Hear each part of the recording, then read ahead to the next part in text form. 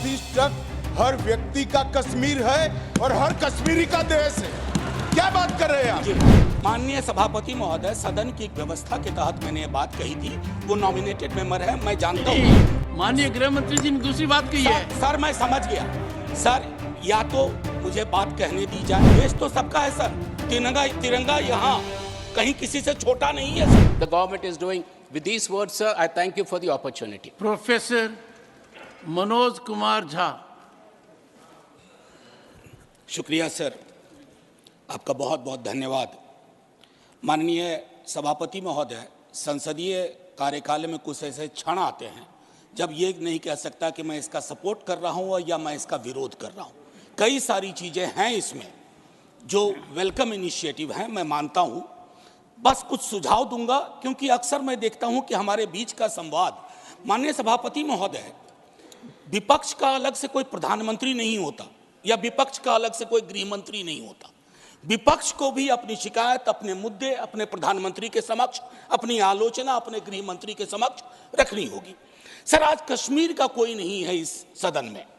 मैं था उस दिन जब नहीं सॉरी, आई टेक ये नॉमिनेटेड मेंबर है। माननीय सदस्य अपने एक सेकंड सर, उन्होंने बड़ा ग्रॉस स्टेटमेंट किया है कि कश्मीर का इस सदन में कोई नहीं है।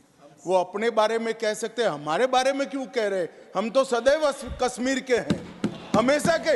आपके बारे में वो सच हो सकता है, हमारे बारे में आप कैसे स्टेटमेंट कर सकते हो भाई? आप कह दो मैं कश्मीर का नहीं हूं, कश्मीर के लिए नहीं हूं, मगर मैं इस देश का कश्मीर से लेकर कन्याकुमारी और द्वारका से लेकर नॉर्थ ईस्ट तक हर व्यक्ति का कश्मीर है और हर कश्मीरी का देश है। क्या बात कर रहे हैं आप? माननीय सभापति महोदय, सदन की व्यवस्था के तहत मैंने ये बात कही थी। वो नॉमिनेटेड मेंबर है, मैं जानता हूँ। माननीय गृह मंत्री जी ने दूसरी बात कही है। सर मैं समझ गया। सर या तो मुझे बात कहने दी जाए। मैं ये कह रहा था कि जैसे मैं बिहार से चुन के आता हूँ, उस संदर्भ में मैंने ये बात कही थी। देश तो सबका है सर। तिरंगा यहाँ कहीं किसी से छोटा नहीं है सर। मैं सिर्फ इतना कहना चाहता था। माननीय सभापति महोदय, इसमें बहुत अच्छी चीजें, जैसा मैंने शुरू में ही कहा कि विरोध के लिए विरोध करूं यह उचित नहीं है। माननीय सभापति महोदय, महत्वपूर्ण है कि जब हम ये कहते हैं कि ये नॉमिनेशन होंगे, पहले तो मैं तारीफ करूं कि अंडर प्रिविलेज्ड के बदले एक शब्द जो कि कॉन्स्टिट्यूशनली वैलिड टर्म है, अदर बैकवर्ड क्लासेस, आपने उसका इस्तेमाल किया, तारीफ के काबिल। ये जो नॉमिनेट करने का अधिकार एलजी साहब को है आज की डेट में, कल राज्य बन जाएगा तो गवर्नर साहब होंगे। क्या ये स्टेट असेंबली को डेलीगेट नहीं होना चाहिए? और अगर करना चाहें तो on the aid and advice of, ये व्यवस्था मैं समझता हूं कि होनी चाहिए थी। तारतम्य थोड़ा टूटा है, लेकिन फिर भी मैं अपनी बात कहूं। आरक्षण को लेकर के भी हम पीस मील में करते हैं। हर सत्र में मैं देखता हूं कुछ बिल आते हैं। एक समेकित योजना पूरे देश के संदर्भ में हमें इसके लिए बनाने की आवश्यकता है, वो बहुत बेहतर होगा। आज 370 पे फैसला आया और सदन की जिम्मेदारी आज बढ़ गई है। उस फैसले के बाद सरकार की जिम्मेदारी बढ़ गई है। मैं मानता हूं इतिहास, आपने यहां एक फैसला लिया था, तब संसद वहां थी सर। ये लगभग घिस चुका था, हम भी जानते हैं, लेकिन एक मनोवैज्ञानिक पहलू था। मैं आग्रह करूंगा सरकार से कि उस साइकोलॉजिकल हीलिंग की भी कोशिश होनी चाहिए, और ये हीलिंग हो सकती है सर। मैंने कहा ना कि हिंदुस्तान का मिजाज महासागर वाला है, इसको बस तालाब ना बनाया जाए, महासागर अपने अंदर सब समाहित कर लेगा। माननीय सभापति महोदय, जो कश्मीरी घाटी में रह रहे हैं, गांव में रह रहे हैं, उनको लेकर के भी एक चिंता होनी चाहिए। बाहर हैं, उनकी चिंताएं वाकिफ है। बल्कि विवेक जी ने यह बात कहा कि बुरे से बुरे वक्त में एक बहुत बड़ी आबादी उन्हीं घरों में, गांव में, गलियों में रही, उनका एक्नॉलेजमेंट मैं समझता हूं बहुत आवश्यक है। माननीय सभापति महोदय, अंबेडकर साहब कहते थे कोऑपरेटिव फेडरलिज्म, माननीय प्रधानमंत्री जी भी कई बार उसको दोहराते हैं। सर कोऑपरेटिव फेडरलिज्म के नजरिए से देखेंगे ना तो हैंड होल्डिंग की जरूरत होती है।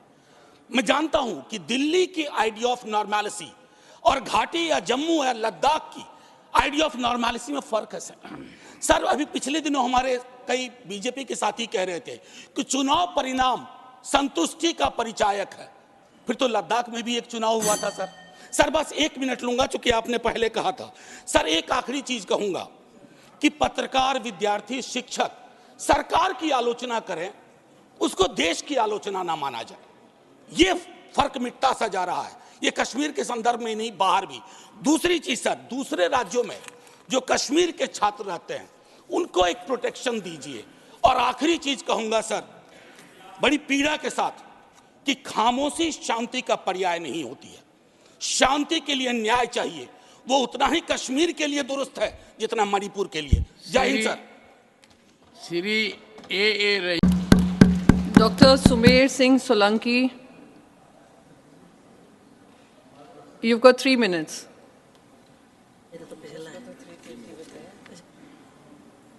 ऐसे अच्छा लगता है, ऐसे नहीं अच्छा। 3 मिनट, ओनली 3 मिनट। धन्यवाद माननीय उपसभापति महोदया नर्मदे हर।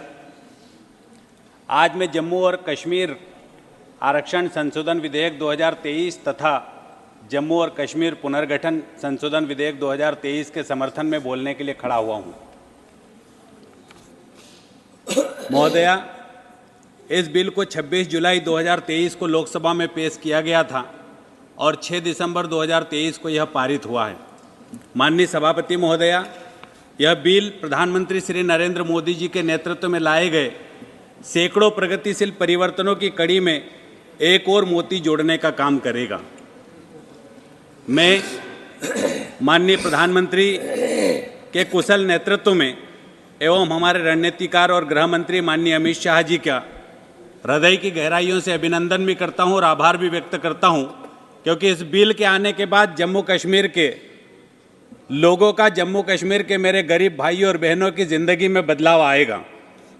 माननीय सभापति महोदया, 70 सालों में जिन लोगों के साथ अन्याय हुआ, जो अपमानित हुए और जिनकी अनदेखी हुई, ये विधेयक उन्हें अधिकार और न्याय दिलाने का काम करेगा और जम्मू कश्मीर के हमारे जनजातीय भाइयों और बहनों को, जम्मू कश्मीर के कन्याकुमारी से कश्मीर से कन्याकुमारी तक और अटक से कटक तक रहने वाले हमारे आदिवासी भाइयों और बहनों का कल्याण करने का काम हमारे देश के माननीय प्रधानमंत्री नरेंद्र मोदी जी के नेतृत्व में तो हुआ ही है, लेकिन जम्मू कश्मीर के मेरे आदिवासी भाइयों और बहनों का भी इस बिल के माध्यम से आरक्षण व्यवस्था ठीक होगी और उन्हें विधानसभा में 9 सीटें प्राप्त होगी, जिससे आदिवासी भाइयों और बहनों को नेतृत्व प्राप्त होगा। माननीय उपसभापति महोदया, आज देश के अंदर हमारी आदिवासी बहन हमारी राष्ट्रपति है। केंद्र में हमारे 8 केंद्रीय मंत्री है जनजाति समाज के, और इससे भी बड़ा उदाहरण देने का काम भारतीय जनता पार्टी की हमारी सरकार ने किया है कि छत्तीसगढ़ में पहली बार मेरे आदिवासी भाई को मुख्यमंत्री बनाने का काम किया है, तो भारतीय जनता पार्टी ने किया है। यह बिल कश्मीर के विस्थापितों को अधिकार एवं प्रतिनिधित्व देने का काम करेगा, लेकिन साथ ही सबका साथ सबका विकास हमारा मूल मंत्र है और उसी के अनुरूप यह बिल भी अपनों से पीछे रह गए व्यक्ति को भाई समझकर संवेदना के साथ, सम्मान के साथ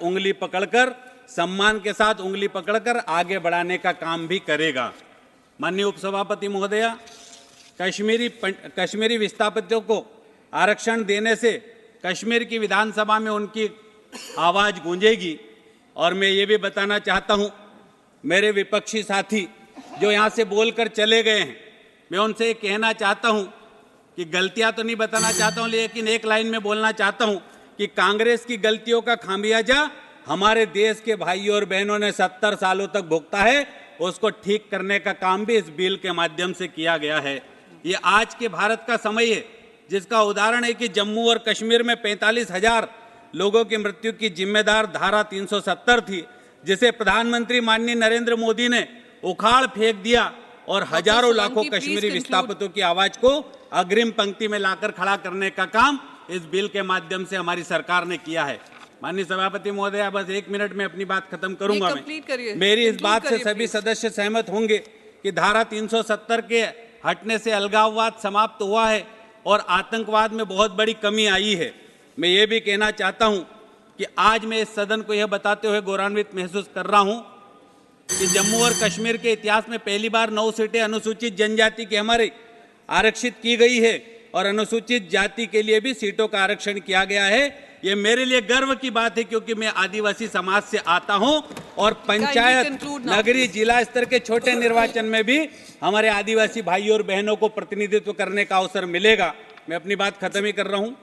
यह बिल छोटे तबके के हमारे लोगों का जीवन बदलने का काम करेगा और साथ में इस बिल के माध्यम से ये भी कहना चाहता हूं कि धारा 370 जब समाप्त नहीं हुई थी, मैं अभी हाल ही में जम्मू कश्मीर गया था, वहां के हमारे जनजाति भाइयों और बहनों ने कहा कि धारा 370 समाप्त नहीं हुई, उससे पहले हमारे पास स्कूलों की व्यवस्था ठीक नहीं थी, अस्पतालों की व्यवस्था ठीक नहीं थी, पानी पीने के लिए हमको नहीं मिलता था और साथ में एकलव्य स्कूलों की सौगात भी अगर दी तो धारा 370 समाप्त होने के बाद हमारी सरकार ने दी है।